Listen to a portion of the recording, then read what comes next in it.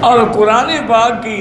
یاد رکھیں گے عظمت ہے کہ انسان اس کو جب بھی پڑھے، اس کی شرائط ہیں کہ وہ پاک ہو، لباس پاک ہو، جگہ پاک ہو، اور اس کا دل جو ہے وہ بھی کفر اور شرک سے پاک ہو، اور وہ ہدایت کے لیے پڑھے، اعتراض کے لیے نہ پڑھے، اور پھر قرآن کو کسی اونچی جگہ پہ رکھے۔ اور بعض علماء تو اتنے ادب کرتے تھے کہ قرآن کی طرف پاؤں بھی نہ کریں۔ ہمارے مدینہ منورہ میں ایک بہت بڑے عالم تھے، مولانا بدر عالم، انہوں نے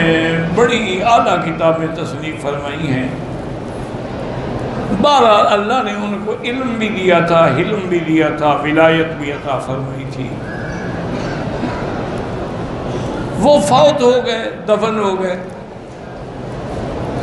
اب قدرتی بات یہ ہے کہ مدتوں کے بعد، کیونکہ قاعدہ یہ تھا عرب میں کہ بھی ایک مردے کو جب دفن کر دیتے ہیں 6 مہینے کے بعد قبر کھود کے اس کی ہڈیاں الگ کر لیتے ہیں، اس جگہ پھر دوسرا مردہ دفن کر دیتے۔ تو ان کی قبر مبارک جب کھولی گئی تو دیکھا کہ بالکل پورا کا پورا یعنی ذرا کفن بھی میرا نہیں ہوا، اور ایسا معلوم ہوتا ہے کہ داڑھی مبارک کو ابھی انہوں نے تیل لگایا، بند کر دی گئی قبر۔ سال کے بعد پھر کھولی گئی، پھر اسی طرح، پھر سال کے بعد کھولی گئی تو پھر بھی حضرت اسی طرح، پھر انہوں نے فیصلہ کیا کہ اس قبر کو نشان لگا دو، یہ کبھی نہ کھولی ہے۔ تو ان کے گھر والوں سے پتہ کیا اور ان کے شاگردوں سے پتہ کیا، ان کے کچھ عزیز جو ہیں وہ ابھی تک بھی مدینہ منورہ میں ہیں، ان سے پتہ کیا کہ ابھی اللہ نے جو ان کو یہ مقام دیا کہ ان کا جسد محفوظ ہے، کوئی تغیر نہیں، کوئی تبدل نہیں، کون سا ایسا عمل تھا حضرت کا جس کی وجہ سے اللہ نے ان کو نوازا ہے؟ انہوں نے کہا جی ویسے تو وہ بہت بڑے عالم تھے نا، ہر وقت قرآن و حدیث ہی پڑھتے پڑھاتے تھے، لیکن ایک بات ان میں تھی جو ہم نے کسی اور بزرگ میں نہیں دیکھی، کہ وہ جیسے قرآن کی طرف پاؤں نہیں کرتے تھے نا، حافظ قرآن بیٹھا ہو تو اس کی طرف بھی پاؤں نہیں کرتے، کہتے بھی اس کے سینے میں بھی تو اللہ کا قرآن ہے۔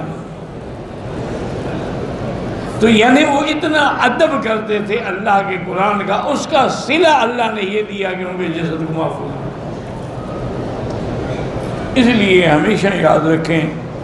بعض لوگ قرآن پڑھتے ہیں سوئے ہوئے ہیں، یوں پکڑا ہوا ہے،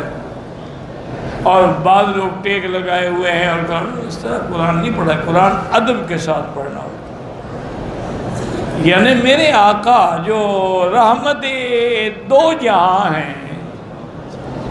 جو امام الانبیاء ہیں، ان میں جب قرآن وحی اترتی تھی تو آپ پسینہ پسینہ ہو جاتے۔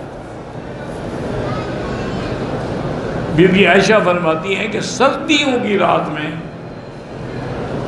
جب شدید سردی ہوتی تھی اور وحی نازل ہوتی، یا تفسد عرقاً، حضور کے پسینہ آ جاتا پیشانی پہ اور آپ پسینے کو صاف کر رہے ہیں۔ یہ قرآن کا ادب تھا، قرآن کی ثقل معنوی کا اثر تھا کہ پسینہ پسینہ ہو جاتے ہیں۔ صلی اللہ علیہ وآلہ آلہ وصحبہ وسلم۔